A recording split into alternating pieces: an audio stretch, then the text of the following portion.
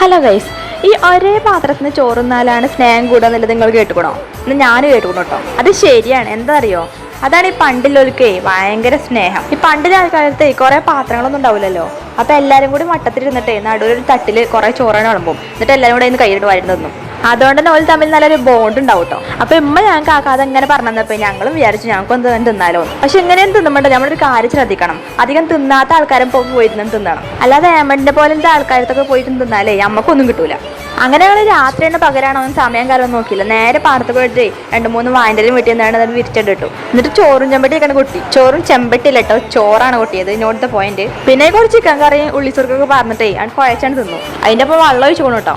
അല്ലെ പിന്നെ ചോറും ഇരുന്നാലേ വെള്ളം സർവത്ര തുള്ളി കൊടുക്കാനില്ലാത്തന്നെ പറയേണ്ടി വരും. ഞാനാണെങ്കിൽ തീറ്റ തുടങ്ങിയൊക്കെ 2-3 പീസ് ഒരു സൈഡിലേക്ക് മാറ്റി അടിച്ചിരുന്നു കേട്ടോ. പക്ഷെ ഇപ്പാനോട് എന്തോ പറയാണ്ടാണ് തിരിഞ്ഞത്. പിന്നെ അതിന് പൊടി പോലും കാണില്ല കൈസ്. എന്റെ അടുത്താണെങ്കിൽ കുഞ്ഞുണ്ടി ഇരുന്നത്. കുഞ്ഞുണ്ടിനെ കാണുന്ന പോലെ നല്ല കൈസ്, ആള് ഭയങ്കര വില്ലനാ. ഞാൻ തിന്നാൻ വെച്ച ചിക്കനൊക്കെ അടിച്ചു മാറ്റുന്നതാണ് മെയിൻ പരിപാടി. കുഞ്ഞുണ്ടാപ്പ് പിന്നെ ചിക്കന്റെ എല്ലും ഗ്രാമ്പൂ പട്ട ഏലക്കായ എന്ന് പറഞ്ഞ സകലമാന വസ്തുക്കൾ ഇന്ത്യക്ക് കൊണ്ടു തള്ളും. ഞാനാരാ വേസ്റ്റ് ബാസ്ക്കറ്റോ. ഞങ്ങൾ തിന്നുന്ന സമയത്തുണ്ടല്ലോ കാക്കൂന് കറക്റ്റ് ടൈമിൽ എത്താൻ പറ്റില്ല. അപ്പൊ ഞങ്ങളത് വീഡിയോ എടുത്ത് വെച്ചിട്ടുണ്ടല്ലോ, കാക്കൊന്ന് കവർ കാണിച്ചെടുത്തോണ്ടേ അത് കൊതിപ്പിച്ചോനെ.